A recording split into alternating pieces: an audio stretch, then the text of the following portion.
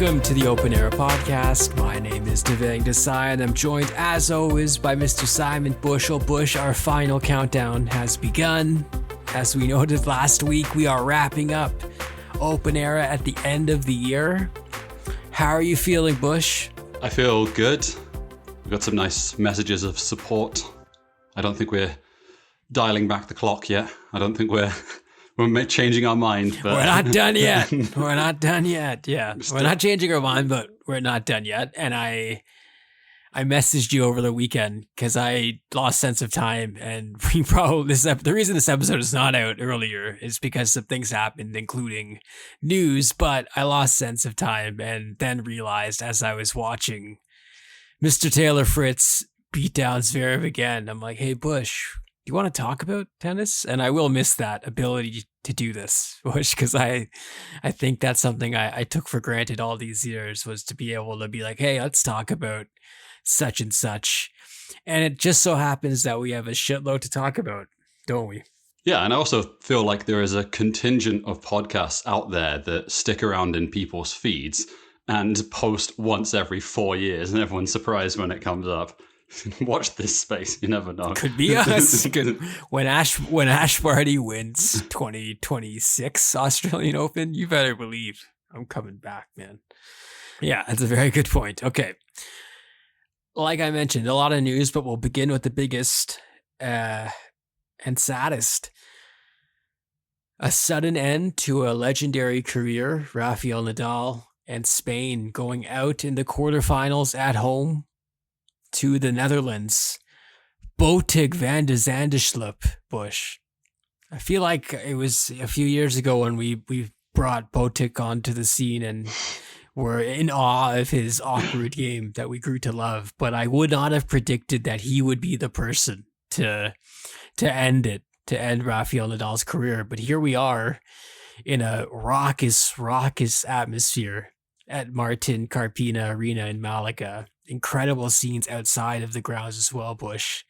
I felt like it was sort of going to be destiny that Spain was just going to will themselves past at least the Netherlands into the semifinals to give Rafa some more runway, especially after we heard the reports about Rafa practicing, getting there early, having the practice set against Alcaraz and looking good. It felt like they would have another day at least in the sun, but no, the Netherlands. First, it was Botic beating Rafa in straight sets. Carlos Alcaraz beat Talon Griekspoor in the second tie, which prolonged it into the final rubber. But Wesley Koolhof, man, Bush, you saw him in Paris. He came through in a big way, along with Botic against Carlos Alcaraz and Mark Granollers. So that's it. Initial reactions, Bush, to this. I mean, death, taxes, and Botic, is it not? You can't outrun. Oh, God. Neither can the country of Spain either, given how he performed at the US Open, taking out Carlos Alcaraz as well. This was a competitive Davis Cup tie. I don't think anyone can argue with the fact that probably the better team won here, just on tennis merit alone. I think everyone was willing for the fairy tale finish. But truth be told, Dev, the fairy tale finish was never on, because listening to the Nadal quotes afterwards, he wouldn't even have made himself available in the coming rounds afterwards. This was once and done. He wanted to be there. He wanted to play a match. I thought he actually gave a really good account of himself against a very good player and a very good ball striker. It was high-level tennis. We got to see him one last time, and I think for all the things we were trying to work out what his final match and what the send-off would be, this seemed pretty good, Dev. It seemed... I'm sure they would have liked to have won the Davis Cup. I'm sure they would have liked to have gone further than one round and one rubber, but it didn't happen. But I really enjoyed watching that final matchup, because there's something very special about a Rafael Nadal match where, even though if he's down a set and a break, in the back of your mind, you're still going, I think he might have this still. I can still feel it coming. And I think having that magic one more time was something that I think we can all circle and feel happy that we got to experience. Yeah, when it was 4-1 and he got the first break back, I was like, okay, it's happening. It's going to happen. But no, Dice, I feel like we're getting used to this in tennis, Bush. Like these exits are not fairy tales, realistically.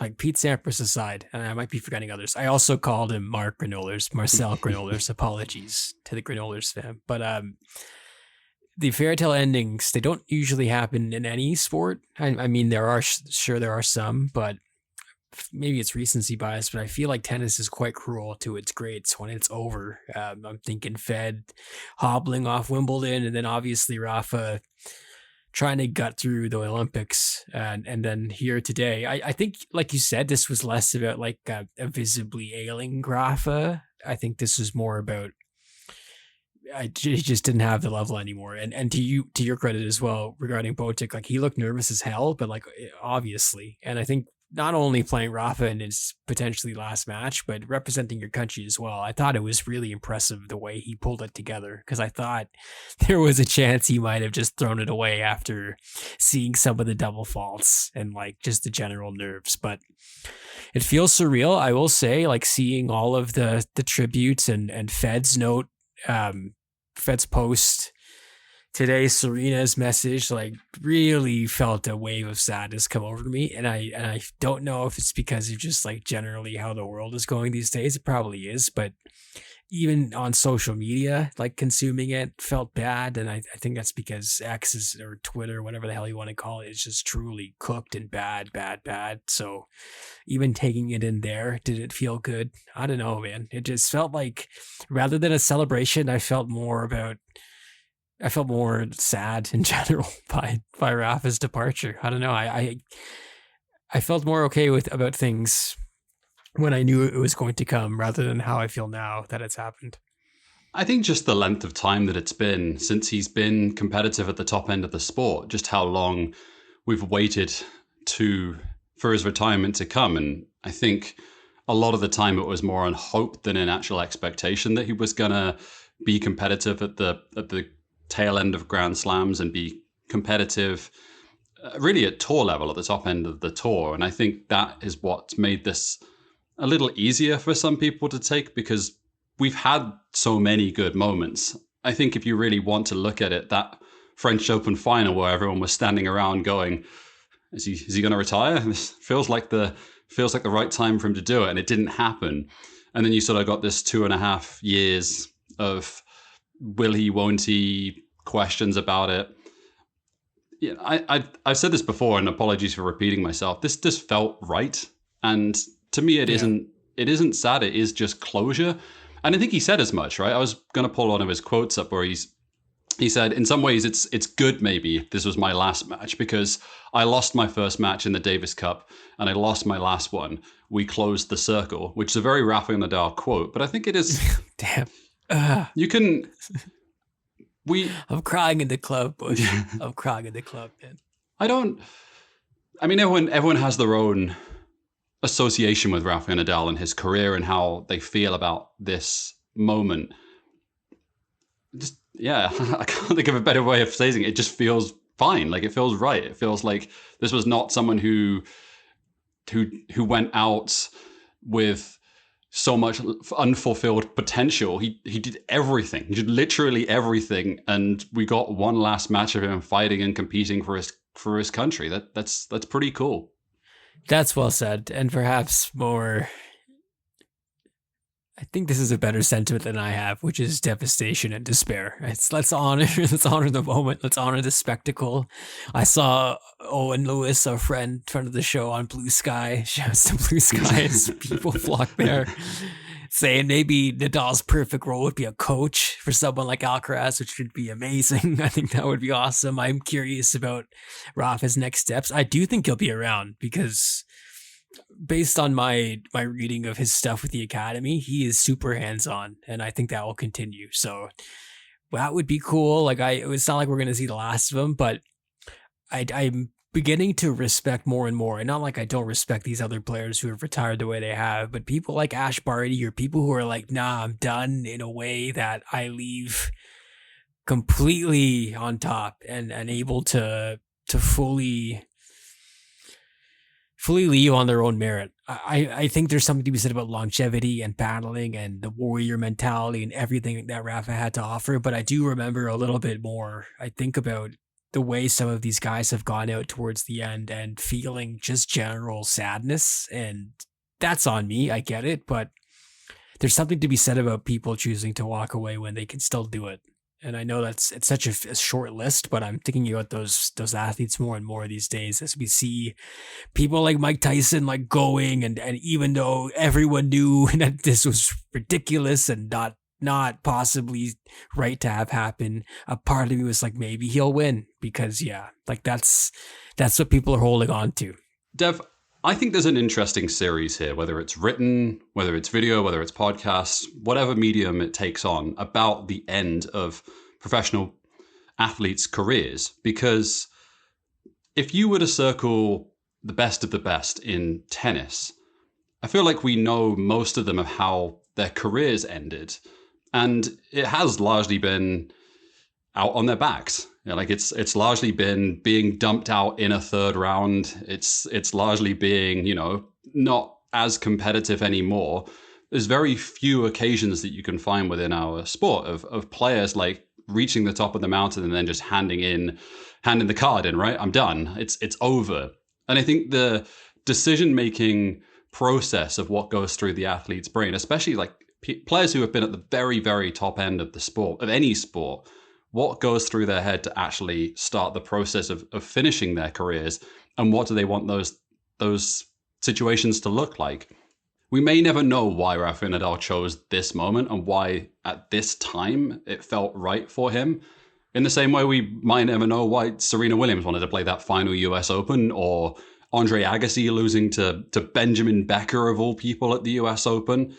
But I think there is interesting stories behind that. And I hope one day someone explores a little more of the back end of a lot of these pro careers, because I find it very, very interesting. You've given me an idea that I will take away and ruminate over. But no, that's if only one of us worked for a big sports company. I know. That's why I was going to say it. But maybe I can try and sell this or something. Wojcik said that Nadal is the biggest sports figure in Spanish history. I think that's right? I mean, we are not, we're obviously not the vanguards, or the people who can adjudicate this, but it feels right. I think he's right on that one. I was trying to think of any players or athletes that would rival him. The only one that came to mind for me was Fernando Alonso. I don't think Fernando Alonso comes close to the career of Rafael Nadal, with all due respect to Fernando Alonso, who is a great champion in his own right. There's obviously any number of Olympic athletes. There's what's his face? God, I'm terrible at this. You can tell I watch a lot of cycling, can't you? That's a real Contador? No, Contador's not Spanish. He is Spanish, isn't he? Contador? No, he's not Spanish. Yeah, I think so. He's not? Indurain's Spanish, right? Yeah. Okay. Yes, okay. Yes. There you go. Miguel Indur. Yeah. Yeah. So there you go. There's another one. All the guys who were doping then. Contador was Spanish, but I mean, all these guys are on IP. Okay, so the answer is yes. The fact that you didn't know some of their names is proof positive that it is Nadal, right? Shouts to Pau Gasol. Shouts to the Gasol brothers, because, we got to respect them. There are... It's not a crazy list, though. It's not a you know what? I'll say this, at the risk of rankling our Spanish friends and listeners. Not a crazy list there, Spin. I thought, I mean, maybe the team sport aspect, just a lot of great athletes, but truly great. And they're not historically a great Olympic nation either, in terms of their competitiveness at the top end for gold medals either. So they have had great Olympic athletes, not least Miera Belmonte, who was a fantastic swimmer in her own right. But yeah, they don't have a long list of individual champions. It's much more on the team sport side of things. How about this? I think Rafa is a top 5 most recognizable athlete, full stop, in the world. You mean currently or historically? Currently, yeah. Historically, it's a bit tough. But I think right now, if you put 20 randoms in a room and showed them his face, they're going to get it. Yeah. I think I could be talked into that. I think I could. Yeah, that seems reasonable. And I think we're going to do an episode, I think, before we wrap on Rafa specifically. But for a legacy, I think to be someone that people think of when it means to fight and challenge yourself and push through and never give up and always keep believing in yourself, to be like, that's the guy that I think of when I want to feel those emotions. That is probably the coolest thing that you could possibly have as an identifier.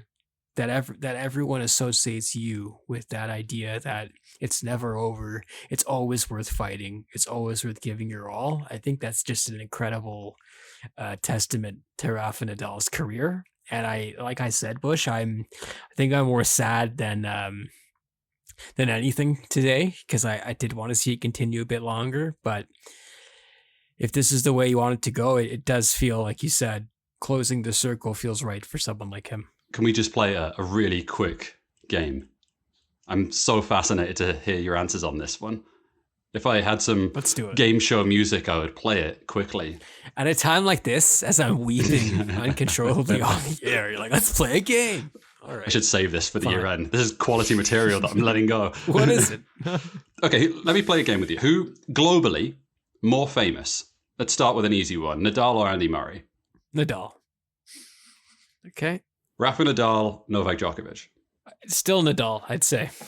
Rafa Nadal, Serena Williams. Serena Williams. Serena Williams, Roger Federer. Serena Williams? I agree. It's funny that we had the same answers on that one. We should do that more broadly, though. It'd be interesting to see like how far down the list we get before we disagree on things. Federer or Nadal, who's more famous? Well, I think it's barely Federer. Like, I think it's a little bit because he's been around slightly longer. If that is it's only on years, I'm gonna say it's like, I think Novak in a few more years will get up there closer to being. I don't think so. Well, it depends if he ends up as Prime Minister of Serbia, I suppose. That's yeah, or like the head of NATO or some shit. Mm-hmm. But yeah, like I think. Yeah, that's a good one. I think Serena is the winner, but Novak's up there. I think you'd be surprised how recognizable Novak is. Like in India, I guarantee you 90% of people know who Novak Djokovic is. Interesting. I wonder what he's like in China as well. How well known he is. It's a huge number, I bet. Mm-hmm. It's a huge number. I think it's up there on that Messi Ronaldo tier for these people. That's my belief. No, not a chance. It might not bear out. It might not bear out in the social media numbers, though. So maybe I'm wrong. That's such a good game. Novak Djokovic or Messi? There's not a chance. Messi's like probably 2 or 3 times more recognizable. No, yeah. But still, lower or higher. I was in Mexico, Mexico City, walking down the street just through some shops. Did not expect to see Novak Djokovic head here, but it was there with his big old face on it. And it was just him. Congratulations to Rafa Nadal. It's a great career. Yeah, we'll end it there. When we come back on Parting Shots, we will talk about those ATP Finals, which fully confirmed where I'm at with the ATP. Hint, not good. We'll also talk about the Billie Jean King Cup, other Alcaraz stuff, plus some more news and notes coming up next.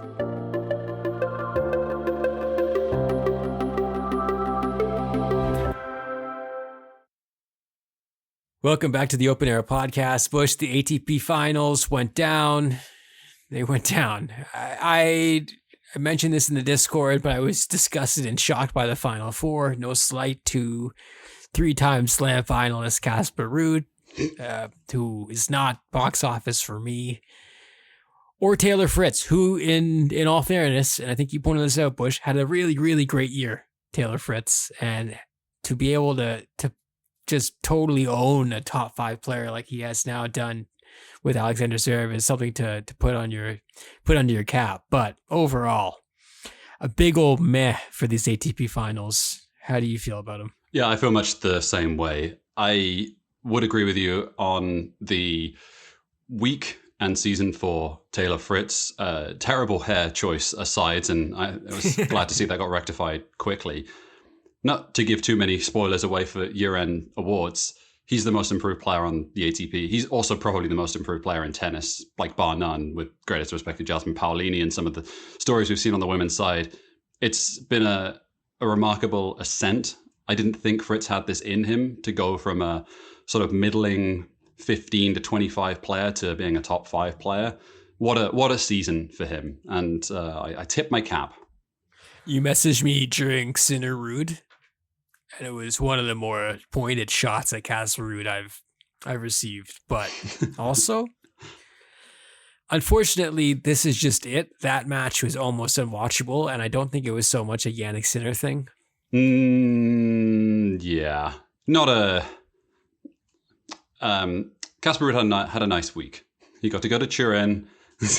He got to be part of the club, but there are levels to this, aren't there? And perhaps giving one of the more interesting quotes of the week when asked about the difference between Jannik Sinner and Novak Djokovic, quote the Norwegian here: Jannik hits a faster ball than Novak. He doesn't let you breathe.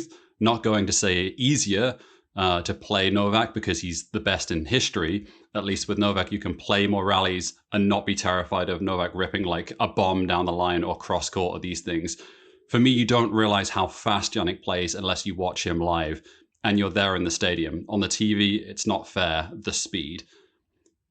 I put a note in our Discord, and I think I messaged you to say this as well. Jannik Sinner is well and truly the world number one. This is not, all the things that we can say and rightfully point at the allegations towards him are reasonable, I think. There's lots of things that we can be made of that. But on tennis alone, if you remove all of the other factors, fucking hell, Dev, this kid is really, really good. The contrast is something these end of seasons. I mean, Carlos is limping home, did not have a good ATP Finals, lost to people he shouldn't be losing to, comes to the Davis Cup, huge emotional time, wins a singles match, loses the doubles. Whereas Jannik somehow beating the allegations and just continuing to win and win in such convincing fashion. Yeah, he's getting better. I think that's the thing that's really scary to a lot of the top of the tour is that I don't even think this is anywhere close to his final form of what he's capable of doing. To the point now where, because everything you said is true, there's no way in hell he could possibly lose this appeal, right? With WADA and friends, because what's riding on this is that he is it. He is the it man for men's tennis going forward at the top of the game. Not saying Carlos is done or anything, but he is the best men's player in tennis. And if he were to be suspended as one of the first big moments post Nadal, that's a terrible thing, right? So allow me to put my tinfoil hat on and say, even though I was skeptical that anything would come of the appeal anyways, this couldn't happen, right? That would be one of the more stunning things. I feel like the thumb is going to be placed fairly onto the scale one way or another. We will make this go away. We have to.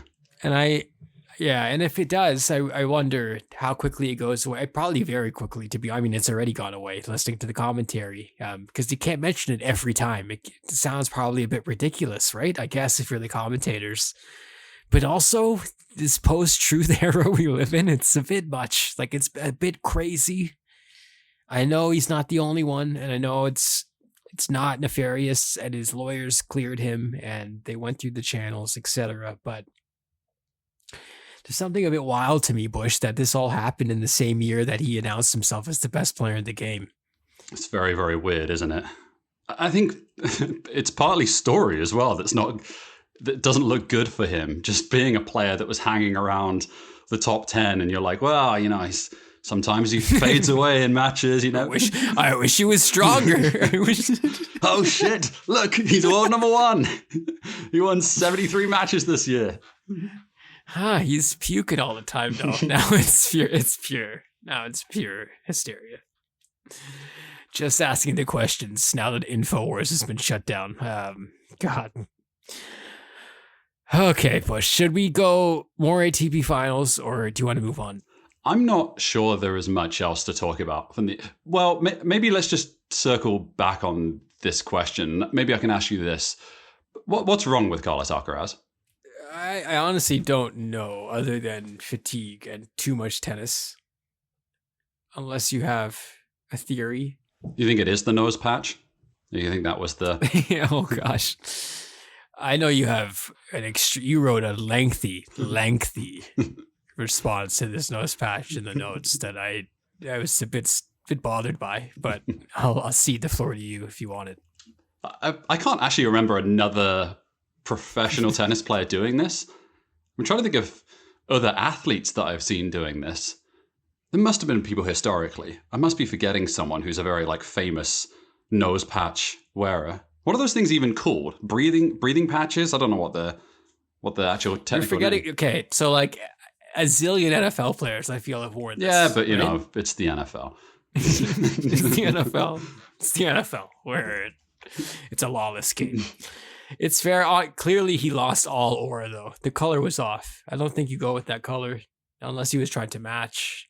I don't think he rocked it particularly well. With the greatest respect to the world number 4, whatever he is now. You know it. Yeah. It was. I wish he didn't go. I guess he had to go. I'm not quite sure actually how that worked out. Once Novak said he wasn't going, but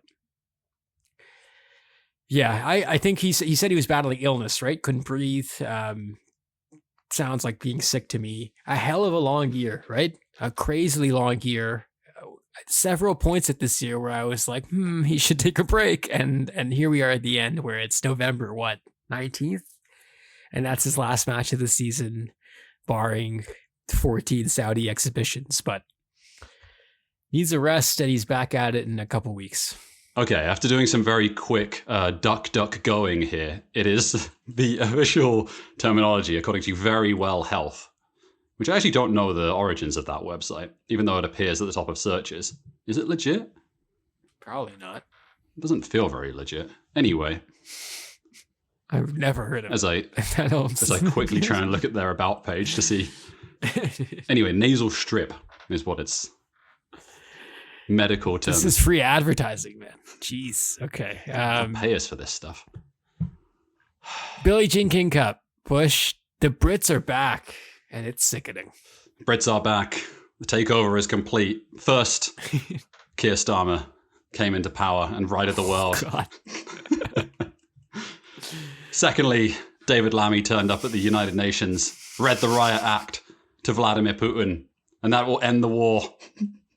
Thirdly, we take over the BJK Cup. We did it, Keir. We did it, Keir. We all knew we had it in us. A small island, but we are mighty in stature. I'll stop now. It was a really good week, though, wasn't it? It was nice to see, especially on the Raducanu front. I thought she played some really good stuff. With respect to the players that she played, you can only beat what's in front of you. And I thought she actually gave a really good account for herself. They, of course, did lose to Slovakia. But still, it was nice to see British tennis, especially on the women's side, which has been a little dormant, especially at team competition level for a while. It's been nice to see them get some results here. Some pretty spicy results in general. I watched the Canada tie. I was hoping we'd get Leila Raducanu for a US Open rematch, but speaking of, as well as someone who's played so much tennis, Leila, man, not surprised that she looked out of gas against Katie Boulter as well, but Raducanu looked amazing against Rebecca Marino in that first set and then was able to win in the second. And then, I mean, I will say I thought they should have beat Slovakia. I'm a bit disappointed by that loss, but I think the big match of the ties for me was Swiatek Paolini Bush. I know Iga, and I don't even think we've written her off, right? I think it's just like Sabalenka, with the way she's played at the end of the season, has taken over the mantle. A little similar to Sinner Alcaraz, if you put Iga in that Alcaraz bucket. But I thought that was a massive win over Paolini before they lost in doubles. It's interesting you say that because yes, it's a huge win for Iga Swiatek given the context of the tournament that they were playing in, or the competition they were playing in. Now, I thought this was a really good account for Jasmine Paolini as well, just playing, I was going to say the world number one. She's not the world number one anymore, playing the world number two and running her as close as she has done, just given some of the performances that Paolini's had in big matches on the big stages. I thought there was encouraging signs of her that she's not being overawed by these situations anymore. I'm I'm stoked to see what I'm calling her the Hornet. That's what I'm going with from now on. Yeah, I don't think this is a fluke. I don't think this is a fluke year. I think she's there on merit. She's firmly inside of the world's top 5. Yeah, I think there's more room for growth there, and it wouldn't shock me if she repeats her 2024 campaign again in 2025, although it's going to be very, very hard to follow up, which has been a really outstanding campaign. Who is the best Slovakian tennis player in your mind in history? We got some like true tennis head picks to go from. We got Dominic Hrbatý, who a tennis player, a tennis fan's ultimate pick. We got Martin Klizan, who I was a fan of. Lucas Lacko, Lucky Lucas. On the women's side, Dominika Sibilkova, Daniela Hantikova. But I will say Marian Vajda, Slovakians, Novak's coach, former coach. But this team that's made the final, Bush, quite unheralded. This is quite a run for them. Victoria Hurankova, Rebecca Sramkova, Teresa Milankova. What a run. Just a collection of players ranked between 30 and 100 in the world. You just get them all together and create a good atmosphere. They have a chance to run really deep in this competition, which is the way that it shook out. Similar, seen it with countries like Canada as well, Bush, where they have this glut of great players who are maybe not top 20, but very, very good, all playing well at the same time. And here we are playing a power like Italy in the final. Okay, Bush, what do you mean? Harvard? Is this right? Harvard? Yeah. Have you read about this story about which I didn't realize? Okay, the background of this is that the WTA and Harvard Business School are working together to provide a pathway for players either in competition or post retirement for them to get a degree or learn lessons of how to make the transition to what they want to do afterwards. Which I didn't realize is that actually several other sports have done this as well. I know very prominent the NBA have done this as well. And I am, by and large, very supportive of higher education or post-secondary education having more roots in professional sports, because I think that is a very positive thing. Lifelong learning is fantastic. And a lot of these athletes don't have clear pathways to know what to do post-playing career. So I think that's a very positive thing. Can it just not be fucking business school, and can it just not be Harvard University as well? Yeah. Why? If I see Caroline Garcia reading out Lawrence Summers' press release about the frickin' IMF canceling a $20 billion loan to Sri Lanka because the terms are insane. Good God. I want to believe that Harvard Business School and Harvard University are doing this because they care about the individuals and giving them perhaps the chance to gain some excellent education and enrich their post-playing career. I'm trying really hard to do this without saying the word fucking opportunity because it's such a disgusting word. It's a perfect segue to the Billie Jean King's shut up about the season being too long comments as an end here. Okay, so I feel like it's, yeah. So I guess we are fans of Billie Jean King. She is one of the most important figures in professional tennis, one of the most important figures in all of sport, I would say, just given the nature of who she is as an athlete, what she has done, especially for gender equality, and not just from the women's side of things. I think very positive influence on men as well, and on men's sport, because you have to recognize that in that capacity as well. It's forced more of a conversation, and equality is not just a women's issue. It's an everyone issue, and everyone should partake in it. That's the only way that we move forward. She's had a few clunkers though, has she not? She's starting to get a bit. I don't know. There's some stuff here that is like just a bit naff. So I don't really know where to land on this. It's probably a positive thing that we're ending the podcast before I start slandering one of the most important people ever. Exactly. I mean, that's well said, because the names and numbers thing, like, this will probably happen, Some of these things I was thinking about, like, to make these players more recognizable, it's not far away, but that makes me shudder. you know, like the fact that it's not that far away. And like, and I get what she's saying, where it's like, this is about the people after me, and like, don't try and target me when you're marketing the game. Like, it's about the kids, etc. But I that's one thing. But then it's another thing that the ideas are the ones that are being enacted are coming from the octogenarians, or like the people who have been in the game for 60 years, right? Or like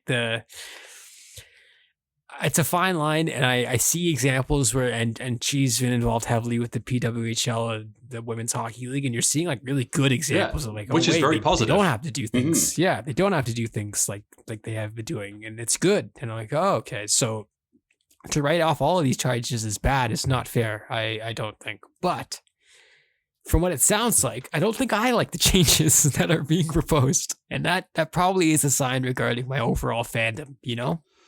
Definitely. I think I disagree with Billie Jean King on certainly Saudi Arabia, influence of where the WTA is getting its money.